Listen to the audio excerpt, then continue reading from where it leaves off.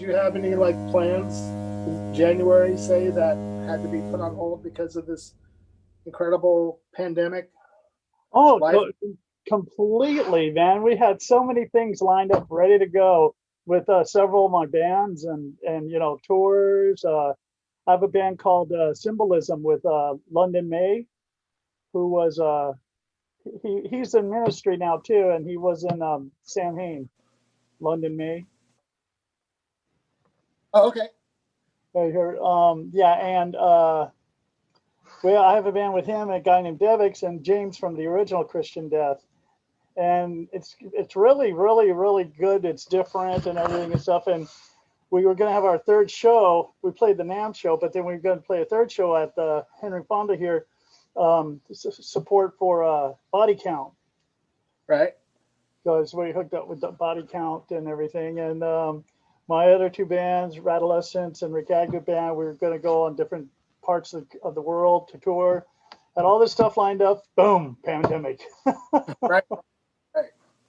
Right. What have you been doing in the forced downtime? Yeah, so so that was just a big blow, but at the same time, it's like, well, let's just carry on and use the time for something constructive or positive or whatever. So it's like, because usually I'm playing so many shows and recording and rehearsing that I don't have time to like write new stuff and do my artwork or anything like that. Now I do. Yeah. Yeah, now it's fantastic. I do all kinds of paintings and stuff. I got linked up with all that. I'm writing short stories, writing songs, and laying them down on my 4-track. Right. I love the 4-track, those cassette 4-track studios. Because I tried all the digital ones, studios, and it's like, I don't get it. Right. You don't really enjoy it. Yeah, so just doing a lot of that stuff. And my wife, Jatan, Damone. Yeah. Yeah, for Christian Death and all that kind of stuff. Yeah, she's my wife, and she's been doing the same thing too, just getting a lot of, artwork done and writing songs and recording. Oh, yeah. Yeah, you got to use it to your advantage, and stay positive and stay creative and stay constructive. And then it's like, what pandemic? You know what I mean? We mind the rules. We stay in as much as we can. We wear masks. So are you like pretty much like a self-employed musician, pretty much as far as like work goes, that kind of thing? Because you don't strike me as somebody that's going to be holding down a 9-to-5 job, kind of like me and a bunch of other people. Yeah, I haven't worked a regular job since the early 2000s. Wow. But yeah, never really had to. Always kind of managed and lived on, pennies and stuff like that. And you just carry on and things go on. And, Yeah. Well, I do, what do you call it? And I got to re-up my tests, my disciplines, they call it. I'm a special deputy building inspector for big buildings and for government buildings and all that. really? Yeah, for fire stopping and fireproofing, and sometimes I get stuck when I'm doing masonry and ACI pre-stressed concrete. So yeah, I just go out to those building sites where they're building big old buildings. I don't do home inspection. I do big, huge buildings inspection, and test the fireproofing, make sure it's okay, and all that kind of stuff. And so I write a report every day, turn it in, and when I do that, I make anywhere between like $35 to $60 an hour.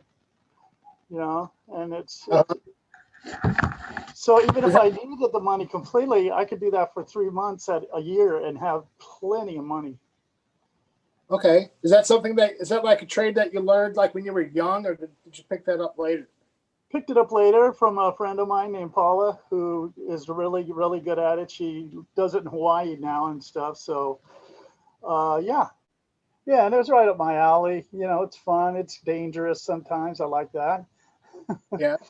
I always like putting my life on risk on on the line, you know, and stuff like that. That's what it's for. It's exciting, you know. You gotta.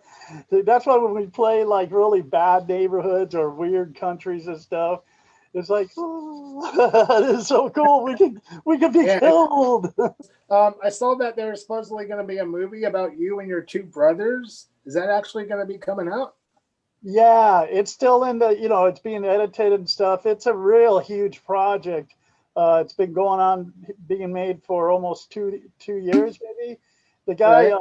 Gabriel, who does it, I mean, he's got a wife and kid, full-time job, and is doing that. And he's also working on another movie called Roca Gorda, which is about a Hispanic girl who grew up like, you know, she's heavy, kind of almost like an Ugly Betty in a way, you know, Right. but becomes this big like rock star. So, and it shows everybody, haha, that's what you get, you know, you made fun of me and now I'm a big star, but then she stays humble still, you know, that kind of stuff. He did a movie called Rude Boy too.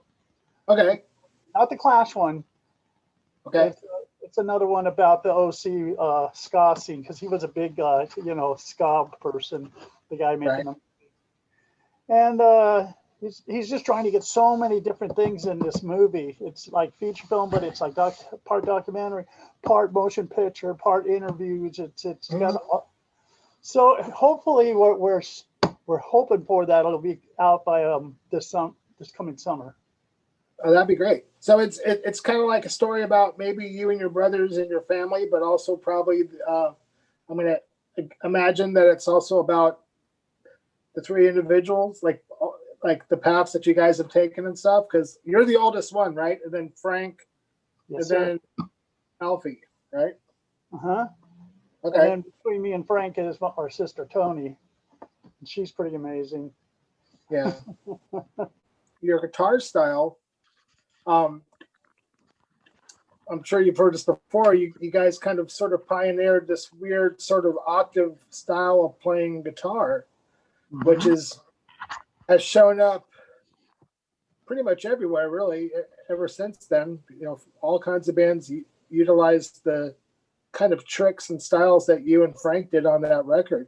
And I read somewhere that the influence, and this is probably not true at all, so maybe you can clarify, but the influence apparently was Cheap Trick, Rick Nielsen. And I'm sure that's not true, but was there anything that kind of like led you and your brother in the direction of kind of discovering that way of playing guitar? Mainly this band that was like kind of influenced everybody in the OC scene, but they were like a rock band, but they were punk, but they were like one of those stuck in between bands called the Mechanics. Detours? Oh, Mechanics. Sorry. Yeah. The Detours were one of the first punk bands I was in, and they're from La Habra too, and so was the Mechanics. And Mechanics were amazing. They did they use that kind of octave sound and stuff. So it influenced me and my brothers a whole lot. I used to roadie for the Mechanics before I was in Adolescents, all that kind of stuff. And and then we said, fuck yeah, that's it. That's the sound right there. Because it's like classical music where you have different parts doing different things, you know. And so it makes this kind of a symphonic kind of thing going. But we just took it one step further to apply it to our music.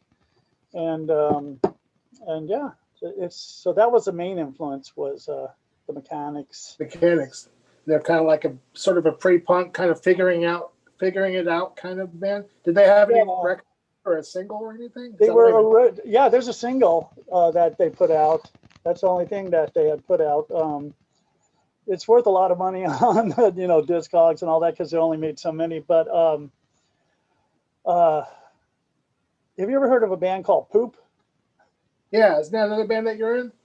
Yeah, that I used to be in and everything and stuff. The singer for that was the singer of the Mechanics. And some of the songs that we did on that single that Posh Boy put out too and stuff is their Mechanics songs, revised. Right.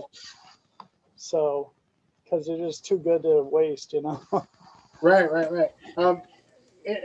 back then, like during that time period, time lasted forever when you're like a young person. So like between 1980, 82, 83, I mean, that might as well have been 5 years for me back then.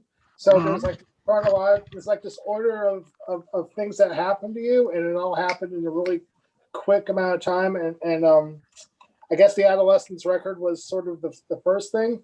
And I'm not really quite sure, but did the Christian Death, joining Christian Death and the Only Theater of Pain record, did that come after the Adolescents and then Yes. solo record? Yes. Okay, so yeah. Only Theater Pain came afterwards, and I joined them after I got kicked out of the Adolescents, the first out of 4 times. It was always Casey and I would always get kicked out, you know. from the other 3. Yeah. Yeah. So and you were replaced. I seem to remember from reading Flipside, you were replaced by Pat Smear for like a month or something. Yeah. And then it just seemed like you had 2 records out within like a year period. Am I imagining that? Like the Christian Death record and the solo record, the first one, All By Myself, was that like in a year's amount of time?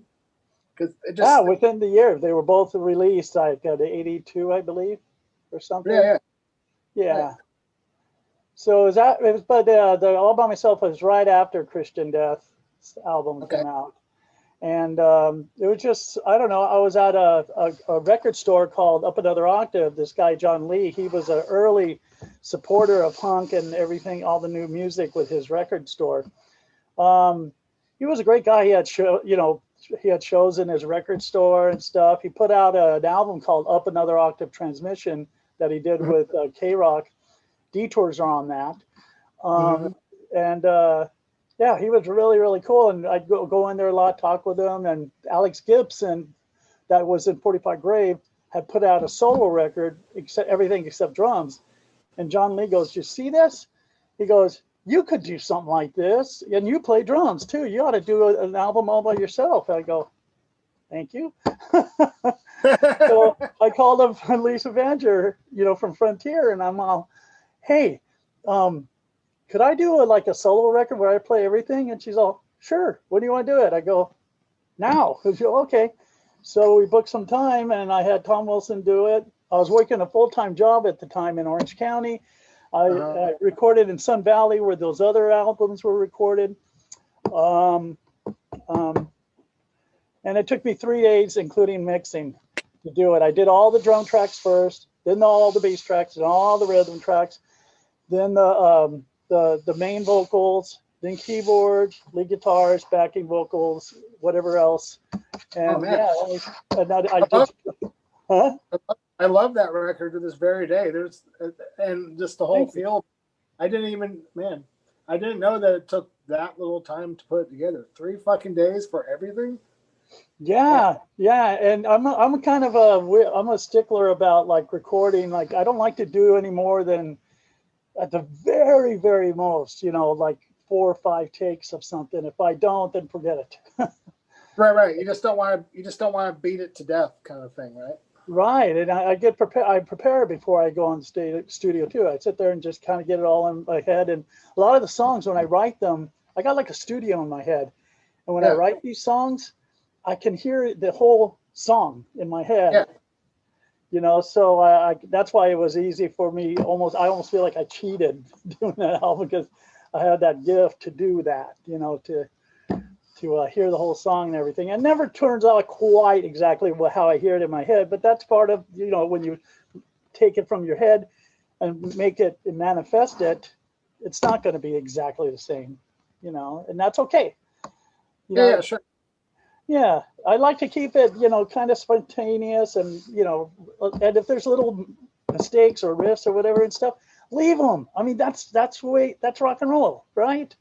As long as it's not obvious, Right. I don't know. I think All By Myself is a really cool record. It sounds cool, and all the songs are really good. Do you hear a lot about that record in particular or anything?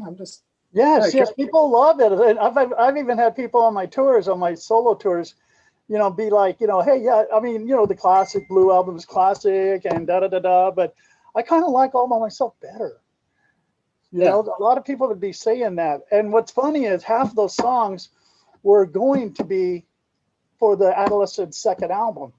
but I got kicked out before, you know, they had the chance. So I said, well, I just use them on my solo record. Some of them I just came up with in the studio or right before I went in the studio. You know, just like that. And yeah, it was fun. It was a lot of fun. By the time I was done, though, we were like halfway through the mix. I'm sitting there behind the board with Tom Wilson, and my head's on the board. I'm just snoring so loud. He even recorded a track of it, but then it got erased. But yeah, because what happened is I would drive out there after work, right after work. I'd drive out there, start recording until it was time to like have just enough time to go back to work. Right.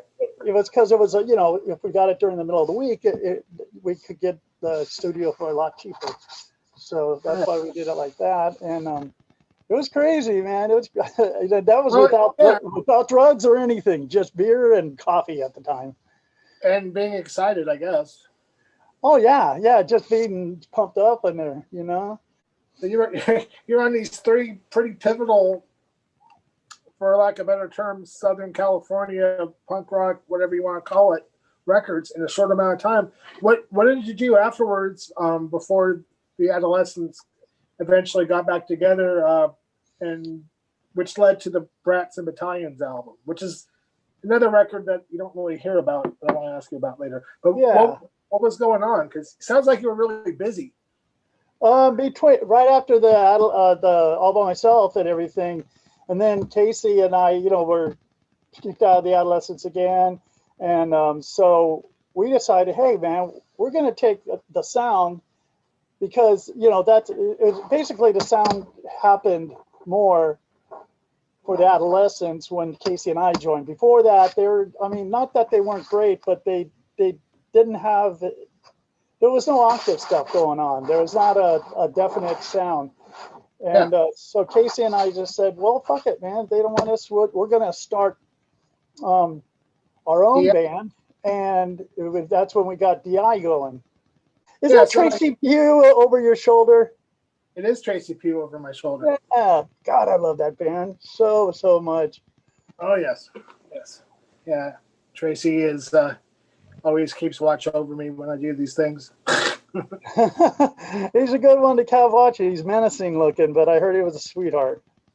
But he had somewhat of a substance problem. It almost killed me. I know. And a hell of a bass sound. That's for sure. Yeah, that whole band. When I got that birthday party, you know, the one with which one is that? It has that song that. Dun, dun, dun, dun, dun, dun, dun. The Friend Catcher. Yeah, that album, that whole album, man, love that thing. Yeah, they were great. They're one of the best bands ever. It was just like, wow, such a it blew my mind. Bands like them, Public Image, Susie and the Banshees, you know, Swans. Things like that, I just like blew my mind. Pure Ubu, I loved all that kind of stuff. Devo, of course, you know. Yes, there's one song in particular that nobody ever talks about that I think is one of the best songs that you guys did together when you were all together, and it's that song "I Love You," which I think you wrote the music of because it sounds like you. And I'm not sure if Tony wrote the words or if you wrote the words. No, Tony did. Okay, well that's a phenomenal song. Thank you. Yeah, it was dedicated to. He wrote it to Tony. What's his name? James Diliberti, which is his wife's. It was his wife's brother who was a big fan of ours, you know, and hung out, and he died. I forgot how, but it was really tragic. So we, you know, because we dedicated like 4 people. I remember that album. Cliff Burton, D Boone, Cliff Burton, D Boone. Yeah. Oh, and then my grandpa. Right. So you got Mendes. Huh? I remember you guys. That was like the first actual tour the Adolescents might have done, and I think it was '86 or '87, maybe '87. I'm not sure.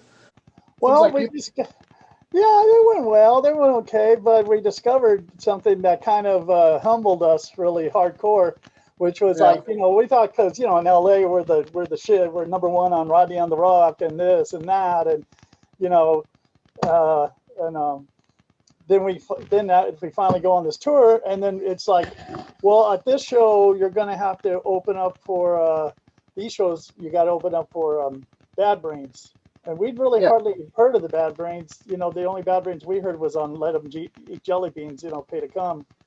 Yeah. And so we're like, really? We got, you know, we thought we were headlining all the way around. You know, it's like, and the guy that booked us, Piper, he's all like, no, Bad Brains are big. Bad Brains are huge. You know, you'll see. So we go, okay, whatever. And they were the coolest guys, by the way. Love those guys. Because we did like about a week's worth of shows, and it was fun. And HR, he's a lovely guy, but he definitely marches to the beat of a different drummer. But I got along with him really good. He would call me Little Brother. When he see me, he's like, Little Brother. But we played with, the first time we played with them was at the Metro, this pretty big venue, and it was some band open. I think it was a band called oh God, what were they called? It was an all-girl band from New York, from Brooklyn. I'll think of it later. But then it was us and then Bad Brains. So we were hanging out with Bad Brains, and they got us so stoned. So stoned we could hardly play. And then Steve and Ed were just looking at each other, just our eyes are red. Even Casey was like too stoned. And we played okay, but it was just like, oh, dang, you know. And those guys kept puffing. They were on the side of the stage when we were playing, smoking. What the hell are they even going to play? Perfect. They played so good. They were so great. I'm going, God, I'm glad we didn't follow these guys. You know, now I understand. Yeah, they were just, I mean, amazing band. Oh yeah. Are you familiar with the Vipers and Greg Sage at all? Yes, the Vipers are great. For whatever reason, I just always thought of you and Greg Sage as, even though I don't think there's any way you possibly could have influenced each other, it seems accidental, but you guys both have sort of the same kind of sensibilities as far as songwriting goes. And is that Viper with a V? Oh, Wipers. Oh, the Wipers. Oh, I thought you meant the Vipers, like turn in Japanese. I thought you meant no, definitely okay. not. Have you, the Wipers, I've never really heard the Wipers, but I know of them very much. Okay. Well, and I'm not just saying this, but I think if you check this recording out, you're going to go, wow, that's really eerily reminiscent of something I could imagine doing. If you can remember, look up the Wipers album, Youth of America. Youth of America. Okay. And then go to the song. Well, the whole record's great, but I don't have to tell you exactly what song to play. Just check out that record, Youth of America, because I think you'll be like, wow, that's kind of interesting. Am I going to find a kindred punker out there? Yeah, look that up. And I'm just curious because I think you might like it. Well, I got my answer to my question, I guess. Yeah, maybe I'll hear it and want to do a cover of it or one of their songs or something. I love doing covers.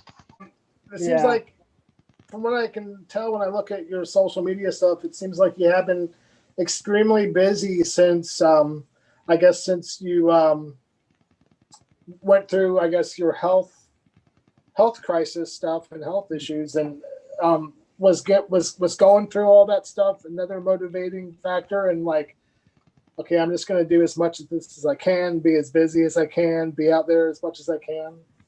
And because I wasn't like, just when you're doing speed and drinking like a fish, you don't get anything done really.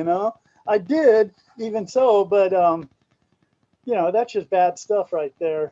I mean, I was drinking since I was a little kid, and I was doing speed for about like 22 years there. Oh man. Well, I was never into heroin or any downers. I don't like that shit, opioids. So I don't like that stuff. Never did, but I was always a speed freak, and coke was kind of just too fake for me. You know what I mean? It's like it's fun. You're like, yeah, but then afterwards you're like, God, I feel stupid. But speed, I'd be real busy, and stuff, and then I shrank down to like about 150 pounds. But then afterwards, it kind of reverses on you. You get no creativity. You're like laying around a lot. And I got to up to 350 pounds at that point when I had to go to the doctors. And I had like 3 gallons of fluid, a situs, a toxic fluid in my guts because my liver stopped processing. Oh man. Yeah, I had everything that could be wrong was wrong. And I asked when I went in, and they told me, and I go, okay, well, what do I do? And they go, well, if you don't stop exactly what you're doing and lead a total healthy lifestyle, you have 3 months max. And I go, okay. That was better than any NAAA class, man. It was like, I don't need that. It's fine. Well, thanks a lot for talking to me, Rikk. I really appreciate it. It was definitely a thrill. Thank you for the opportunity. Yeah. If people want to get in touch with you and check out your stuff and, buy it, support you, where do they go? My store is called, you go to www.rikkagnewshit, one word, RIKKAGNEWSHIT .bigcartel.com. Also, there's a page link. It's called Destroy Art, and that's where a lot of mine and Jaton's artwork is there, and other things, other merch that they can get. They like kind of manage our art stuff, and they're great. Well, you'll see if you go there. Right. Destroy Art Inc. But I don't know the exact. I'll look it up and I'll take a snapshot and stick it in this thing. Okay, cool. Yeah. All right. Well, thanks, Rikk. Thank you, Brian. And tell that beautiful little girl of yours that I said hi, and she looks like a really cool, Yeah, she's pretty funny, that's for sure. I one appreciate more it. thing I wanted to ask you real quick. Didn't you do like a comic strip thing about being younger and being into that music? You were talking about your dad or something. He throwing the record in the fireplace. Yeah. Did you do a comic strip of that? Yeah, let me tell you about that really quick. Yeah. Because it's before I let you go, it's really important that you know that your guitar playing fueled my older brother in such a state that he confiscated my copy of Only Theater of Pain, took the lyric sheet, read all the lyrics, especially the part where he's writing backwards, and took it at face value, which I can't really say that I did it to a certain extent because there has to be a first time where you're exposed to something that is that shocking. Yes. Christian Death's Only Theater of Pain album is very shocking by 1982 standards. Yep. But and if you don't have any life experience, it just seems, and my brother, who was kind of in a weird spot religiously at that moment, took it very, very seriously. So much that he took the record and told me that it was evil, and then showed it to my dad, who came in my room like 10 minutes later and said, if you give me that record, can I just buy one? And I went, okay. So he took the record with your guitar playing on it and smashed the record in the living room and took the album jacket and the lyric sheet, and they tore it up and burned it in the fireplace, and I watched them do that. Now, and I made a cartoon about it, and if I dig it up and find it, you can have it. Oh, great! Because I thought that's great. But here's the greatest thing about that: my parents never cared, or my family, they never cared what I did. I mean, I don't mean that in a horrible way, like I could have done whatever. But as far as like bringing stuff into the house and what are you listening to, Brian? Is this Hall and Oates? What's that? But for whatever reason, out of all, Black Flag or this or that or Venom, I was bringing Venom records into the house. They never cared. But the one time they do care, it's with Only Theater of Pain. And they never before cared, and they never cared afterwards. So did you ever get another one? Of course. Okay, I was going to say, well, I could send you that album if you want. No. When CDs came out, I immediately bought it. I was a fan of that record. I think some of your guitar playing on that record is really good. Thank you. I like Roz and his Elmer Fudd kind of vocal delivery, and it was really shocking back then. Elmer Fudd. No one's ever said that to you? Like that. I know. I've never heard that. Think about it. He sounds like Elmer Fudd. Like a gothy Elmer Fudd, but an Elmer Fudd nonetheless. Honey, Brian says that Roz sounded like Elmer Fudd to him. She's like, oh. I mean that in the nicest way possible. Yeah. No, it's all good.